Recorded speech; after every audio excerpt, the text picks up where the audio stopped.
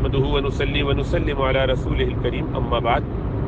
A mature Muslim woman that is post-pubertal is not supposed to travel on her own for 48 miles or above.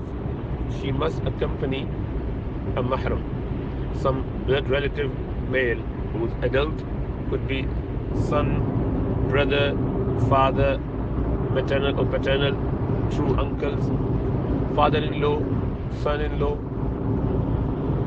These are the brother or the foster brother or father. They can accompany him or her for any journey.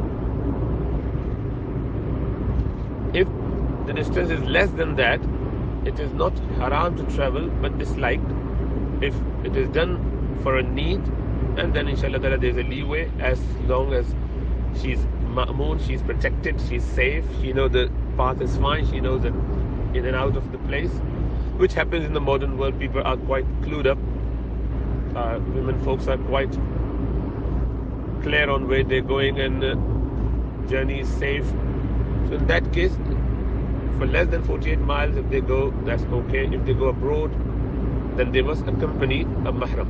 Once they are there, then as long as they have access to some people around them, like their family, their cousins, who are their blood relative, like maternal or paternal uncles, sister cousins, then they are supported and protected in that sense. They've got access to people if they were in a dire situation. So then going abroad and staying there, ideally with some relatives, and going back and forth to universities, that would be fine. But if they just go there and there's no one that they could access, it is not something that we should be encouraging our children, our families, our daughters. I mean, it's not even feasible for young boys to go like this, because once you remove the surveillance in a positive way, not prying and not keeping a micro level eye on them, but general surveillance, they know they are protected, they know they have people around, they know that someone is watching over them, then they keep within the frame, they keep within the boundaries. Otherwise it is very easy to go on tangent and go on their way to commit haram and get involved in something, and people actually regret it afterwards. So one should go in the good company, not in the bad company. Unfortunately, universities, colleges, their dormitory, their hostels are not the places to be in, even for men who are practicing on their own, so let alone young ones or the women. So environment is not conducive to any Muslim upbringing. So one doesn't want to learn something, a skill or a knowledge of a subject, for example medicine, and yet corrupt their faith, their ethics, their morality, and then they are worse off from that angle after coming back. So if that's a concern, one should try and avoid it. Now, with regards to travel, it would be permissible provided we have all those areas covered, inshallah ta'ala. So one needs to look at where they're sending their children and what is the purpose. Now, aside from this point, I would just like to highlight, since you raised this question, unfortunately, we parents send our daughters to school and to college and then university for higher education with the idea that they become independent. We want them to be self-sufficient, with the view that if, God forbid, they end up being in a bad relationship with their husbands, not looking after them the way they should, or if the husband dies and they become widow and there's no one to look after them, they should be able to cope with time. They should be able to manage, although with some difficulty, but at least got something. Now, knowledge has never been thought of acquired for this intention. This is one of the most corrupt intention one can have about knowledge. Knowledge was never equated to earnings. It was hunar, the skills that people would have side by side in order to survive in the society, not knowledge. Unfortunately, we have caused so much of stress and trouble to ourselves, our children, with regards to acquiring knowledge for monetary gain, and we have associated financial benefits to knowledge. And that's why we're not getting true knowledge, really, because knowledge is power. It's an amazing thing. It is only done to become a good human being, someone who could then benefit others. Now that we have equated it to skills and we just earn through this, we stop thinking any positivity about it. We got so negative and wrongly attributing finances and material gains with knowledge that we don't even think what we are doing. Allah subhanahu wa ta'ala says in a hadith Qudsi, as Rasulullah sallallahu alaihi wasallam narrated, that Allah says, "Ana inda dhanni abdi bi." I am as my servant expected me of.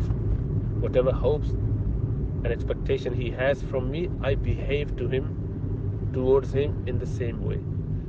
So if we hope or expect that our children would outlive their spouses, and they would be in trouble, and they would need money, and they would need help, and obviously the brother, my son, is not going to look after my daughter if she comes back widowed, then my expectation from Allah subhanahu wa ta'ala is quite negative. I'm equipping my daughter with this knowledge with the view that if the husband is bad, so I'm already hoping a bad husband and bad relationship for future, rather than having any trust in Allah subhanahu wa ta'ala and hoping that Allah would help them. And it is not too far that we've seen all our mothers, aunts, grandparents, they all lived very happily. Not happily in that sense that we have got the standard of. They were fine. They just lived their life. Life is just a journey, so they just behave like a wayfarer. They were not expecting the route to be so smooth and everything should be as cozy as they expected when they are stationed. Rather, they just worked and helped each other out, moved on, and then they reached their destination, fulfilling all their obligation, not expecting anything back from people, from their children. They kept going.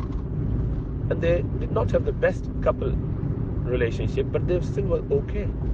And now people go for the best couple, and they identify it, they investigate, they spend days, weeks, months, and years sometimes. And what happened? The outcome remains the same, but actually much worse, because they cannot live together. The divorce rates among Muslims and the practicing Muslim is just getting higher and higher. And we blame it to all the other things rather than ourselves, which is the main cause. Because this is what we expected of Allah subhanahu wa ta'ala. This was going to happen. Our parents used to send our grandparents would send our children, their children, saying that, "Oh, my daughter, I'm giving you your hand in marriage to this man. Stay there, look after them, be nice one. Don't expect much, but be patient. And inshallah ta'ala, you would go there." And women would say, inshallah ta'ala, "I hopefully would never leave that house. My dead body would come out that house." Meaning that I will stay patient and I would stay with them, with my husband and in-laws, look after my children. And this is how they were. We look down upon that because we do not value the motherhood, raising the family. The hands that rock the cradle is the hand that rules the world. We ignored it all. We want our girls to be internally girls, outwardly boys. Do all what boys are doing. Now, obviously, they do. And they become so professionally motivated. They get so attracted to their jobs that they are not even interested in looking after their family, looking after the husband or the children. Now, obviously, there's not a home where two men can live the same life. There has to be a boss. Now, no one is boss. Everyone challenges everyone else's authority because you have created this lady into a man who is demanding all the equal rights, and then obviously it's not going to work. How could it work? Then we hope for best. How could you hope for best when you have actually sown all the wrong seeds? And this is our dilemma. Our intention, our attitude, our activities are all not appropriate. So may Allah give us tawfiq to understand this. Have a good intention. Find out why you want what you want. Think about this. Why your daughter wants to study. Why you want her to study. To have passion about the subject and be a good human being, to help the humanity, to do all the good work. That's okay. So we don't do it. We just say it, if need be, to satisfy the questioner or our egos. This is how low we have gone down to. Because for us, everything is material. And we just want to satisfy our egos. My whims, my desires are the ultimate God for me. And I want it to be satisfied no matter what. So obviously with that idea, Sharia becomes a plaything. We would just take what we want out of it, whatever suits us. أَفَتُؤْمِنُونَ بِبَعْضِ الْكِتَابِ وَتَكْفُرُونَ بِبَعْضِ. And then we moan and groan in our later lives thinking, oh, what did we do? The root problem is this. Our intentions, our idea behind actions are not appropriate. May Allah help us all and guide us all aright.